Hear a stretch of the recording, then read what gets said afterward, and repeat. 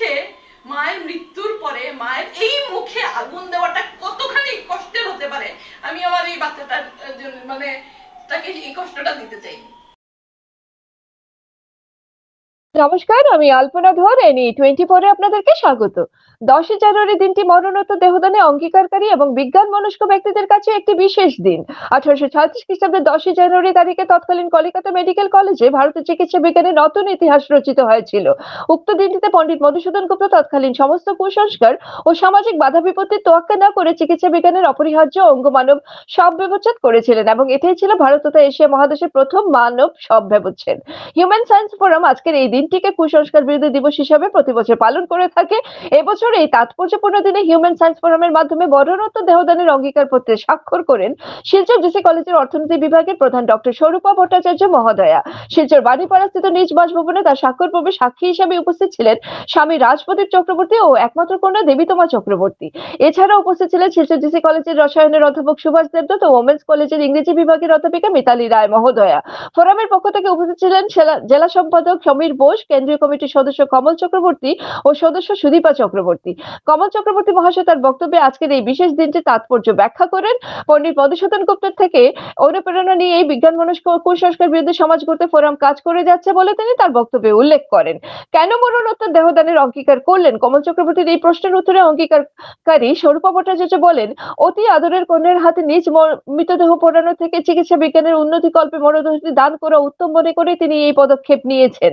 স্বাক্ষর পর্ব শেষে অঙ্গীকারকারীর হাতে অঙ্গীকার পত্রের প্রতিলিপি তুলে দেন ফোরামের কর্মকর্তারা এবং আজকের এই তাৎপর্যপূর্ণ দিনে মরণোত্তর দেহদানের অঙ্গীকারের জন্য স্বরূপা ভট্টাচার্যকে ফোরামের পক্ষ থেকে অভিনন্দন ও শুভেচ্ছা জ্ঞাপন করা হয়।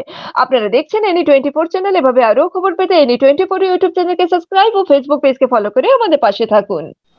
ডক্টর স্বরূপা ভট্টাচার্য মহাশয়ের বাড়িতে এসেছি, যিনি জিসি কলেজের শিলচর জিসি কলেজের পলিটিক্যাল সায়েন্সের প্রফেসর। তো আজকে এই শুভ দিনে উনি ওনার মরণোত্তর দেহদান অঙ্গীকারপত্রে আজকে উনি সই করলেন।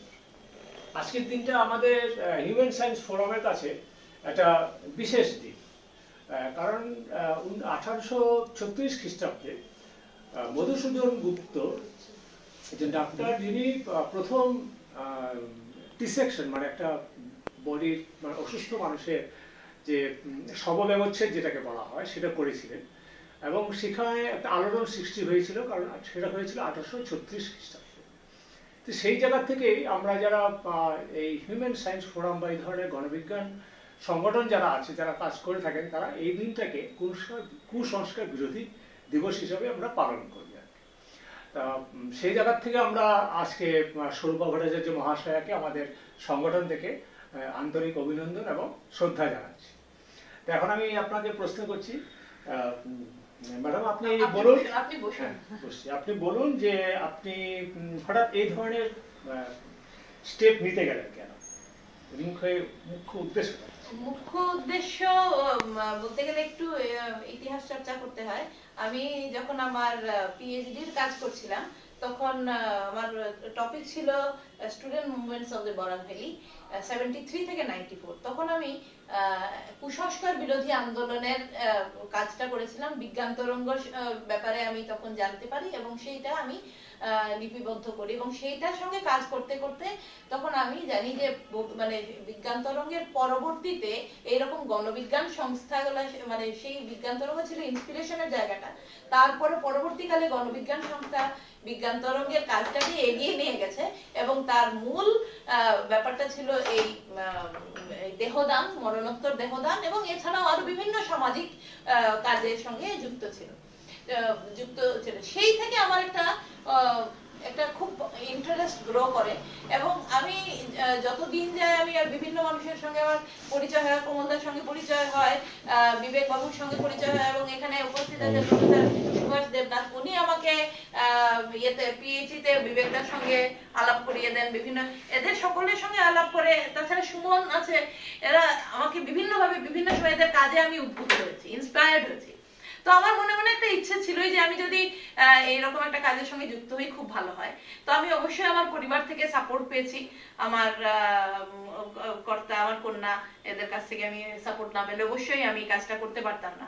এটা হচ্ছে প্রথম কাজ, এবং আর মানে প্রথম কারণ। দ্বিতীয় কারণ হচ্ছে যে আমি এই যে একটা মানুষের কাজে লাগতে পারলাম, মেডিকেলের কাজে লাগতে পারলাম, বিভিন্ন মানে এই যে এই পুরো এই ব্যাপারটা যে আমার মানে মৃত্যুর পরেও আমার শরীরটা মানুষের কাজে ব্যবহৃত হবে বা মানুষের উন্নতি, মেডিকেল সায়েন্সের উন্নতির জন্য ব্যবহৃত হবে, এটা আমাকে একটা বিরাট মানে স্যাটিসফ্যাকশন দিল। এটা আমার একটা খুব ভালো ইয়ের জায়গা। আর তৃতীয়টা একটু ব্যক্তিগত।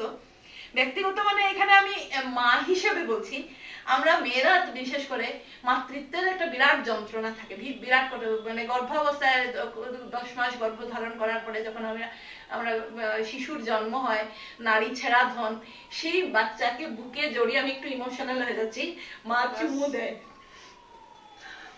তো ন্যাচারালি বাচ্চা যখন বড় হয়, মা আর বাচ্চার বন্ডিংটা সাংঘাতিক থাকে। এই যে বাচ্চাকে যে চুমু দিয়ে বাচ্চাকে জড়িয়ে একটা মা বড় করে, ন্যাচারালি বাচ্চার মধ্যে যে এই সিকিউরিটিটা মার কাছ থেকেই আসে। তো সেই বাচ্চার পক্ষে মায়ের মৃত্যুর পরে মায়ের এই মুখে আগুন দেওয়াটা কতখানি কষ্টের হতে পারে, আমি আমার এই বাচ্চাটার মানে তাকে এই কষ্টটা দিতে চাই। আমার একমাত্র সন্তান আমার দেবীতমা চক্রবর্তী, আমি চাই না ও আমার মৃত্যুর পরে আমার মুখে আগুন দিক, কারণ এই কষ্টটা মেনে নিতে পারবে না। কারণ আমি ওকে মুখে চুমু দিয়ে বড় করেছি, যে মায়ের কাছ থেকে চুমু নিয়ে বড় হয়েছে সেই মায়ের মুখেও আগুন দিতে, ওর যে কষ্ট হবে আমি সেই কষ্টটা লাঘব করতে চেয়েছি। এইটা আমার এই কারণগুলো আমার মূল কাজ করেছে।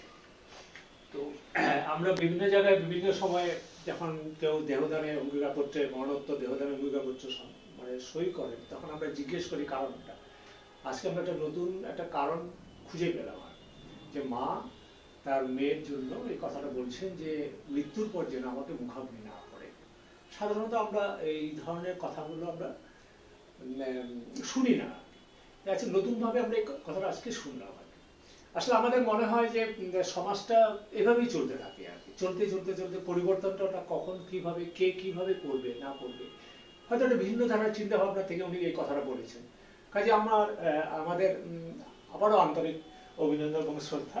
স্বরূপা, তোমাকে আমার শ্রদ্ধা জানানোর কোনো ভাষা নেই। আমার এই মানে ক্ষুদ্র প্রচেষ্টায় যদি মানব মানে বৃহত্তর মানব জাতি বা যাই হোক মেডিকেল সায়েন্সের যদি এতটুকু কাজে লাগতে পারি,